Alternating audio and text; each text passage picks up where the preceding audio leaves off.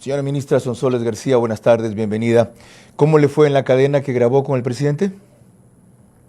Buenas tardes, Carlos. Primero quisiera disculparme una vez más por no haber podido llegar presencialmente, ni a ver a su manera, ni poder estar en el enlace radial esta tarde con usted. Y buenas tardes a todos los radioescuchas. Bueno, la verdad es que la cadena lo que trata de explicar, estamos el señor presidente, la ministra Inés Manzano y yo. Haciendo frente a esta crisis energética, yo representando al sector industrial y agradeciendo por todas las buenos gestos de voluntad, cómo hemos tendido puentes con ellos, cómo ha mejorado el diálogo, cómo hemos logrado hacer una articulación con los coordinadores zonales y las distribuidoras para que se puedan ajustar los racionamientos a los procesos productivos. Sabemos que no es lo óptimo, pero hemos intentado al menos tratar de causarle el menor perjuicio posible a las industrias, a los comercios y al sector productivo en general. ¿Alguna cosa nueva, aparte de esa conciliación y optimización de horarios de cortes para el sector productivo en general, no solo industrial? ¿Alguna novedad o algún avance o algún cambio? Bueno, yo creo que las cosas que podemos resaltar, Carlos, en este momento, con el sector productivo estamos trabajando en varios ejes. Primero que nada, ya se aprobó por parte de Banecuador el emitir productos para que la micro y pequeña empresa puedan acceder a créditos para poder adquirir sus generadores o sus paneles solares, en su caso, con tasas, digamos, más preferenciales que las del mercado, 16 y 14% respectivamente, el financiamiento del 100% de los equipos, así que trato de incentivar a la pequeña y microempresa que está escuchándonos esta tarde a que se acerque a Banecuador, conozca estos créditos y puedan acceder para que su negocio cuente con energía constante. Qué bueno que comienza por allí, porque algunos han ido ya, el producto o el mecanismo está aprobado, pero el trámite es un martirio en esta situación de emergencia. Y cuando yo le planteaba que cuál es su actitud frente a esto, no sé si lo que vaya a decir parezca sobredimensionado. Sería fenomenal que un rato usted vaya a Banecuador, se instale un ratito la oficina donde tienen que llegar los requisitos y vean cómo tratan a esa gente que va allí, cuánto se demoran, cómo no han eliminado ciertos pasos que por la emergencia se podrían eliminar. En mi tierra dicen, porque yo soy montubio de nacimiento, el ojo del amo engorda al caballo. Es decir, no basta que ustedes creen el marco, ya está. ¡Tum! Allá va Banecuador. Banecuador tiene otra actitud, otra política, no sé si porque no quieren desembolsar los fondos rápido, no sé si porque ustedes están ofreciendo más de lo que ellos se proponían dar, no entiendo por qué diablos. Le dije una cosa parecida a la ministra de Energía la semana pasada, de lo que estaba pasando con la empresa eléctrica Quito. Al comenzar la emisión, revelé que la empresa eléctrica Quito le entregó un informe mentiroso. Dice que los reclamos que hay son por los cortes insistentes. No, ahora ya saben que es porque estaban cobrando de más y el presidente ha ordenado suspender en febrero los cobros hasta ver dónde diablos está el robo. ¿Es posible que usted se apersone en ciertos casos así? Claro que sí, Carlos, y gracias por su sugerencia. De hecho, la ministra Inés Manzano hoy día en la mañana estuvo en la empresa eléctrica Quito haciendo seguimiento a estas denuncias de la ciudadanía. Ella fue presencialmente y vio cómo ciertos ciudadanos estaban con sus planillas demostrando que habían cobros excesivos. De la misma manera, yo me voy a acercar a una ventanilla de Banecuador para conocer de primera mano cómo están haciendo el procedimiento y si es que la decisión que se ha tomado en consenso con el presidente del directorio de Banecuador, con el ministro de Economía y Finanzas y con esta cartera de Estado, está ya realmente llegando a los funcionarios que tienen que aprobar los trámites y entregar los créditos. Gracias, yo me voy a personar ministra. eso y le agradezco la sugerencia. No, yo celebro que usted entienda. Y disculpe mi talante, ¿ya? Usted es una dama muy compuesta, entonces no me quiero desbordar. Y de paso entiendo y acepto sus disculpas y lo comprendo. Lo dije al comenzar el programa. Una reunión con el presidente del gabinete es más importante que un programa por relevante que sea. Ahora, lo otro, sobre este mecanismo, los montos es el otro reclamo. Solo nos prestan $5,000 o solo es para un generador puntual. ¿Es posible que dada la emergencia eso se revise caso por caso? Yo creería que sí, Carlos. Yo creo que en este momento, dada la emergencia y dada el giro de negocio de cada uno de los sectores, hay que tomar con lupa y revisar caso por caso. No es lo mismo una peluquería que un sector agropecuario o un proceso agroindustrial que tiene una maquinaria. Sin lugar a dudas, es importante que nosotros podamos revisar cuáles son los montos máximos dependiendo del sector. Y adicionalmente me gustaría ahí hacerle una acotación a usted, Carlos, y a la ciudadanía. Con el ministro de Economía y Finanzas estamos trabajando en la adquisición de aproximadamente 10.000 generadores para que las empresas eléctricas, las distribuidoras, puedan hacer uso de esto para dárselo a la ciudadanía, a los pequeños negocios y puedan irlo cobrando a través de las planillas. El mecanismo no está finiquitado porque estamos trabajando Correcto. en los pequeños detalles, pero sí es una solución que estamos buscando para el pequeño comerciante, el microempresario. Buena noticia. ¿Tiene idea de la capacidad que tendrían 1 o 2 megavatios máximo tal vez? La verdad es que yo no estoy en la parte técnica de los generadores, pero sí le puedo decir que estamos revisando más de 50 opciones que puedan darnos inmediatamente y se las van a traer por aire y no por mar, porque son 45 días de espera. Ok, sí, porque si no, para cuando lleguen ya habrá pasado la emergencia. Correcto. Ok, siguiente cosa.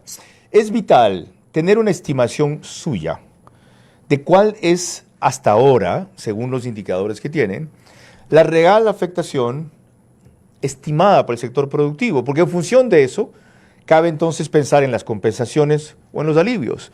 Los comerciantes han hablado de pérdidas por 540 millones de dólares por semana en el país. Otros cálculos, incluyendo actividad industrial en general, hablan de 940 millones de dólares por semana.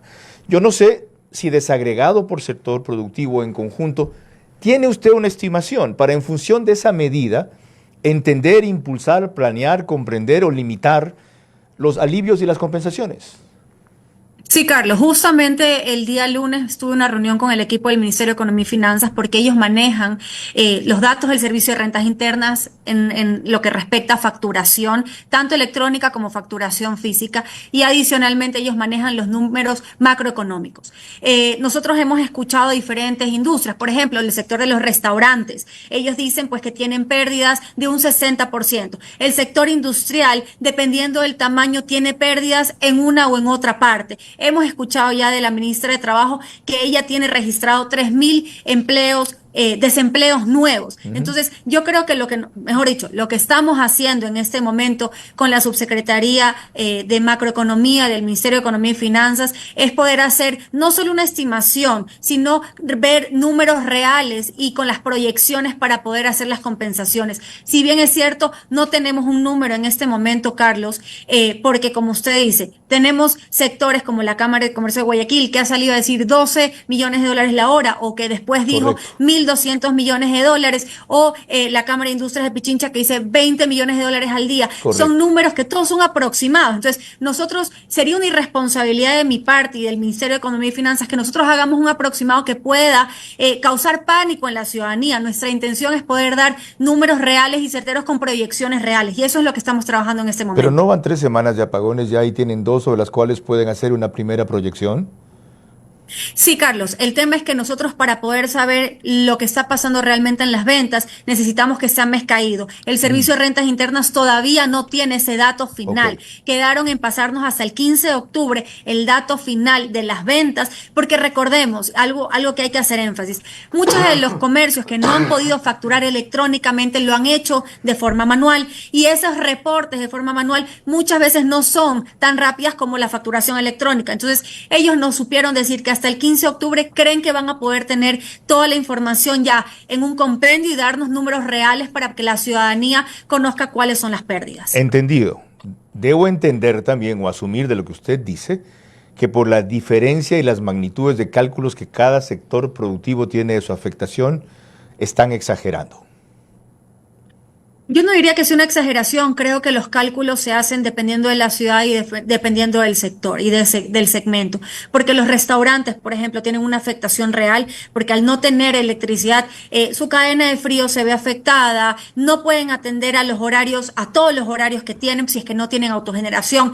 Entonces, creo que cada sector es distinto y es una irresponsabilidad, al menos del Ministerio de Producción y desde el gobierno central, hacer o dar una proyección de un número que nosotros no lo tenemos claro en ese momento. Ok, le digo que entiendo, pero no coincido, pero quien decide es usted. Y hemos hablado solo de uno de los mecanismos de alivio o compensación, créditos de Ban Ecuador. ¿Qué otros tiene en agenda para sectores productivos? A ver, primero que nada, el presidente hace varias semanas sacó el decreto ejecutivo para que en la compra de generadores haya tarifa cero en el IVA y en las importaciones también. La semana pasada aprobamos en el pleno del COMEX que para los generadores haya cero arancel, es decir, que puedan ingresar pagando tarifa cero arancel. Adicionalmente, tenemos la compensación de 26 centavos el kilovatio hora para el sector industrial que está autogenerando, es decir, para todo aquel que quiera hacer autogeneración y solicite su medidor en Arconel. Con eso se les hace una compensación de 26 centavos el kilovatio hora, un poco haciendo la correlación del costo del combustible y con eso se hace un descuento en su factura. Así que es un mecanismo de compensación adicional. ¿Qué adicionalmente estamos haciendo desde el Ministerio de Producción?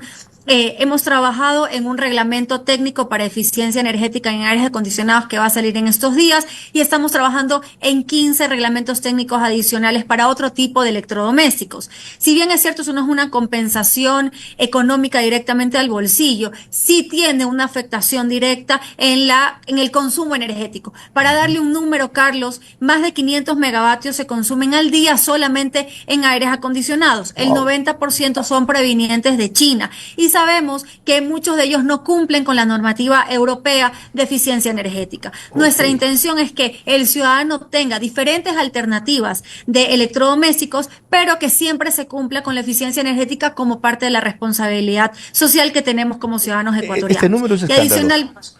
Este número es escandaloso. A ver si entendí bien. De los 4.500 megavatios que el Ecuador consume aproximadamente en forma diaria, ¿500 seguirían en esos aires acondicionados o los consumen esos aires? ¿Qué hijo de madre? Perdón. Qué increíble. ¿De dónde sacó ese dato usted? Ese dato me lo dio la ministra Inés Manzano, que ellos han hecho ya un cálculo de cuánto sería el consumo únicamente de aires acondicionados a nivel nacional. Ya que usted menciona reglamentos, ¿es posible que se modifiquen acuerdos, decretos, decisiones, reglamentos para agilitar o simplificar en todo lo que se pueda, sin violar la normativa, en cosas secundarias que se puedan eliminar por esta emergencia para sacar los asuntos más rápido? Sí, nosotros tenemos que revisar propuestas, Carlos. Creo que lo más importante es que hay un gobierno abierto a escuchar a la ciudadanía, al sector industrial y a poder simplificar todos los trámites que podamos. Recordemos que la simplificación de trámites viene desde hace algunos años, ha tenido muchísimo énfasis en querer hacerlo, pero la simplificación de trámites, cuando hablamos de un país que tiene más de 9.000 trámites a todo nivel, no a nivel de gobierno central y gobiernos seccionales, nosotros como gobierno central no podemos obligar a los gobiernos seccionales a hacer la simplificación de los trámites. Sin embargo, lo que sí podemos hacer es tomar cartas sobre el asunto, sobre los trámites que están dentro del gobierno central y al menos con las licencias ambientales dentro de los proyectos que estaban en el pipeline del Ministerio de Energía, la ministra Inés les ha podido otorgar las licencias ambientales a algunos proyectos que no lo habían logrado. Se otorgaron 6 esta semana y eso lo único que quiere decir es que hay voluntad política para poder simplificar trámites y para poder hacer que la ciudadanía pueda tener mucho más rápido en sus manos la conclusión de un trámite que requiera. Le averiguo otras alternativas de alivio financiero. Por ejemplo, dijo José Antonio Camposano, que es presidente de la Cámara de Acuacultura del Ecuador, en un programa de Ver a su manera el lunes. Lo escuché, Carlos, lo escuché a los dos. Ok, que sería interesante ver si ustedes pueden considerar excluir la autorretención en el mes de noviembre y diciembre, dado el hecho de que ha sido una gran afectación y una gran contribución del sector productivo y que en la mayoría de cálculos lo que ya habían aportado superaba lo que luego tendrá que devolverles del SRI. ¿Se puede plantear una cosa así? Yo, como Ministerio de Producción, rector de las inversiones y de las industrias ecuatorianas, he tocado la puerta del Ministerio de Economía y Finanzas en conjunto con el sector productivo para poder llegar a acuerdos en el tema de autorretención. La verdad es que el único que tiene la facultad de determinar temas de autorretención por política monetaria y política económica es el Ministerio de Economía y Finanzas. Lo sé, pero usted Yo creo que apoya esa es la una tesis. propuesta, Lo sé, creo que es una propuesta válida. ok. Y creo que es importante, Carlos, que la ciudadanía conozca que nosotros sí estamos haciendo los acercamientos, porque lo importante aquí es entender que si ya el Ministerio de Economía y Finanzas tuvo una proyección de ingresos y esa proyección de ingresos no se cumple, podríamos poner en peligro la sostenibilidad fiscal del país, que tampoco es la idea, ¿no? Y con todos los alivios que estamos tratando de dar por otros lados, como el no cobro de las planillas, todos los incentivos que se han dado Ok, tributarios en diferentes ya. normas, lo que se ha dado es tratando de dar un alivio, pero sí, yo concuerdo, pero ahí también quisiera hacer un énfasis y yo con José Antonio, que tenemos una gran relación cercana por ser él el director de la Cámara Nacional de Acuacultura y nosotros rectores de la pesca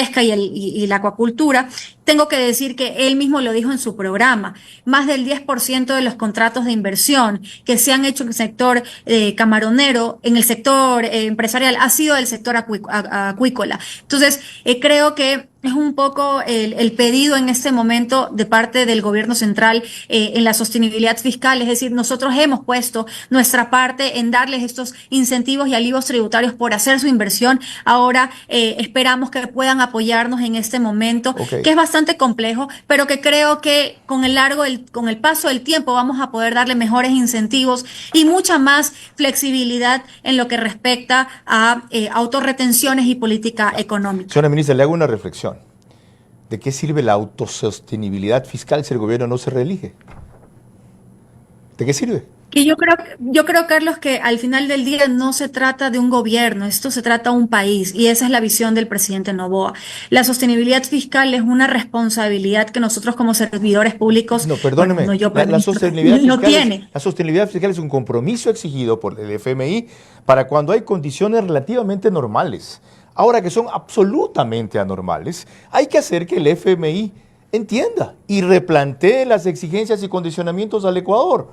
O sea, Claro, Carlos, pero ahí le pongo yo también una pregunta importante sobre la mesa. Es, ¿qué pasa con todos aquellos que son proveedores del Estado, los hospitales, las empresas de diálisis? Todos ellos necesitan que se cubran con sus cuentas que vienen de años anteriores o de esta misma administración, pero lo importante es poder cumplir, porque si no se puede haber un fraccionamiento en la cadena de pagos y eso podría ser terrible para el sistema financiero. Entonces creo que es importante que la sostenibilidad fiscal no es solo un compromiso con el Fondo Monetario, es un compromiso con todos aquellos ecuatorianos que dan algún tipo de servicio al gobierno central y a los gobiernos bueno, seccionales. si por Es esas nuestro vamos, compromiso y nuestro deber pagar. no, si por esas vamos, es que el presidente tiene otra visión claramente de lo que yo veo en la práctica, no en lo ver. Tiene otra visión. Si por esas vamos, debió haber echado atrás su decisión de que no se cobre a quienes exceden los 180 megavatios de consumo. En principio era solo hasta quienes llegaban a 180 megavatios de consumo,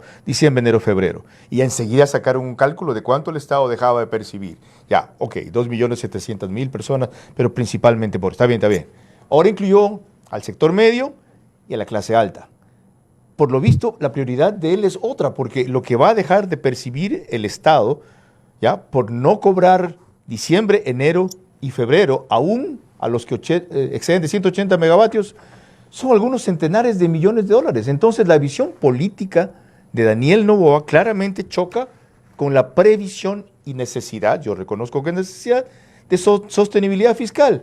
Y eso termina en una palabra, un crédito de 4.000 millones de dólares adicional de alivio fiscal que nos tiene que dar el FMI, aunque no cumplamos las condiciones, pero no es por irresponsabilidades, porque viene una sequía de San Quintín y porque los gobiernos anteriores, frente a eso que era previsible, no desarrollaban las alternativas que ustedes están poniendo en marcha a 100.000 kilómetros por hora.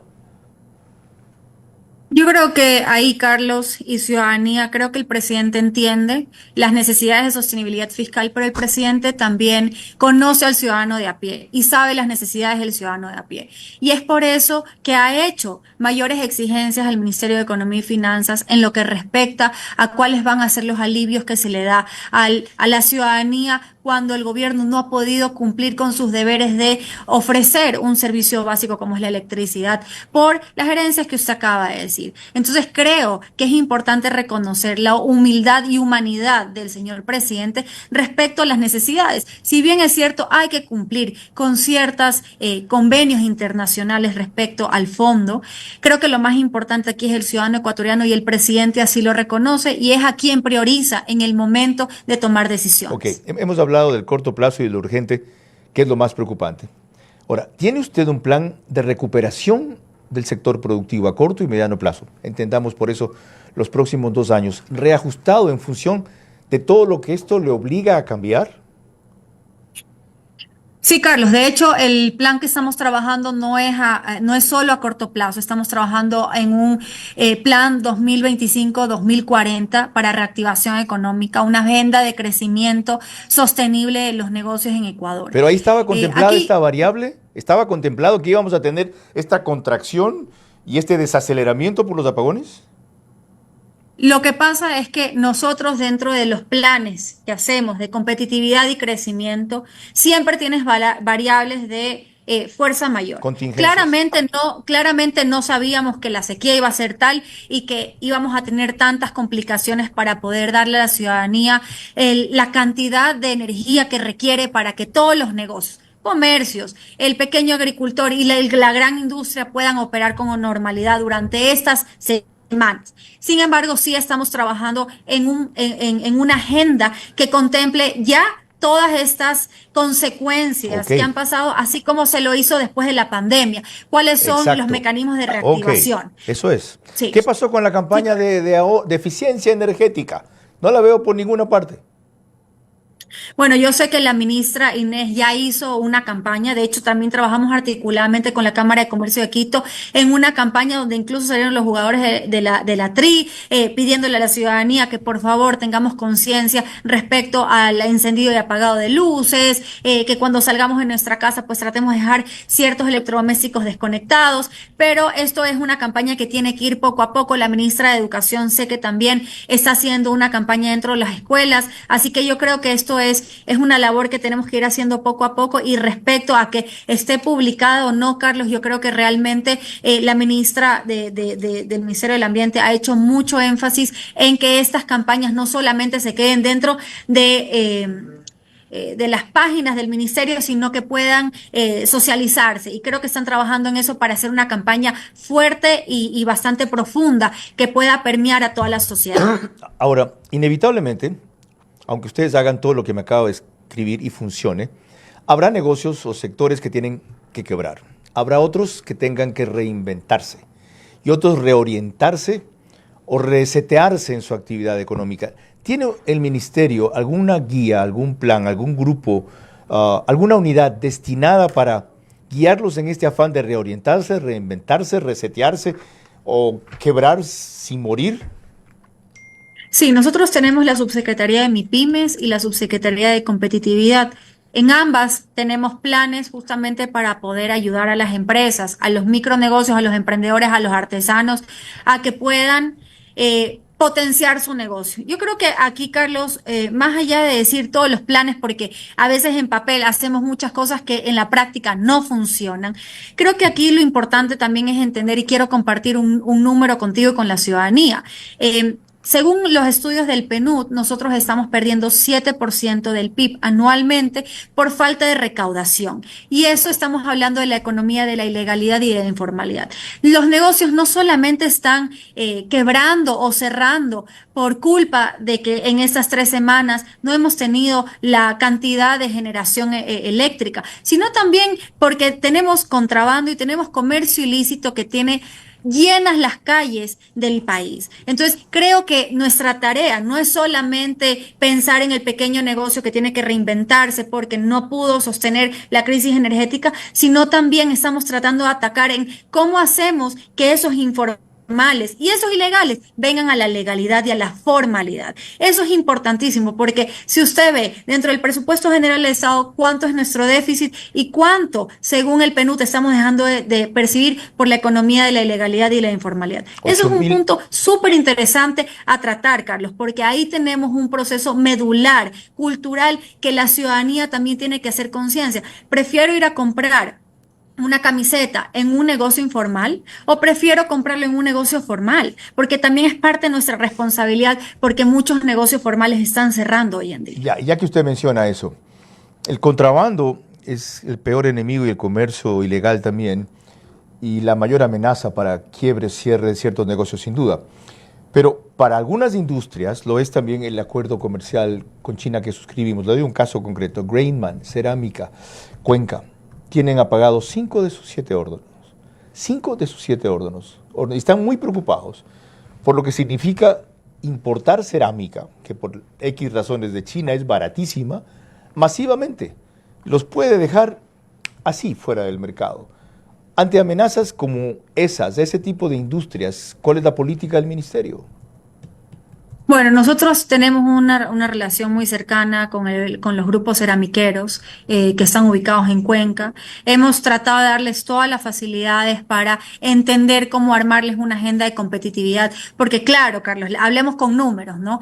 Si es que el costo de producción es $5, por ejemplo, pero mi costo para importar es de $3, la industria local no puede competir. Claro. Y ahí tenemos que ir a otra parte. ¿Será que realmente cuesta $3 esa baldosa o será que en origen les dieron una factura distinta y ellos están declarando esos $3? Okay. Entonces, esa es la parte en la que nosotros tenemos que seguir trabajando articuladamente para poder entender e identificar cuáles son esos malos elementos que permiten hacer contrabando técnico a las empresas y que la industria local no puede competir. Entonces, en este momento, por ejemplo, hablando del caso de Grainman opera sus hornos con gas. Entonces, en este momento estamos viendo de qué forma nosotros podemos ayudar, porque como usted sabe, para poder proveer, al menos creo que, y aquí no sé si me estoy equivocando en los números, pero creo que Termogas Machala está dando 45 megavatios con todo el gas que sale del Campo Amistad. Entonces, no hay gas para darle a la industria, a esa industria en este momento, porque se está enfocando todo en la crisis energética. Entonces, estamos viendo de qué forma ellos pueden hacer autoabastecimiento de gas para que puedan seguir generando, porque nuestro interés, Carlos y ciudadanía, es que la industria siga a flote. Sí, solo por ponerle un ejemplo, sí. Para hacer una lámina de cerámica se necesitan 4 personas. Para importarla necesito 1. Entonces, el trabajo lo entendemos que está, la generación, la multiplicación de empleos está en la industria y nosotros como ministerio estamos haciendo muchísimas cosas, como un reglamento técnico a la cerámica para que ellos tengan que cumplir ciertos requisitos técnicos para que esa cerámica pueda ser importada al Ecuador. Porque sabemos que la industria local sí los cumple, porque tienen los mejores y los más altos estándares de calidad. Primera. Señora ministra, gracias por su tiempo. La otra media hora que nos debe cuando venga. Muchísimas gracias, Carlos, y me disculpo una vez más. Gracias a toda la ciudadanía y aquí estamos en el Ministerio de la Producción abiertos para siempre resolver cualquier inquietud y para poder darle la cara a la ciudadanía. Agradezco su buena predisposición y hemos evacuado por hoy las principales.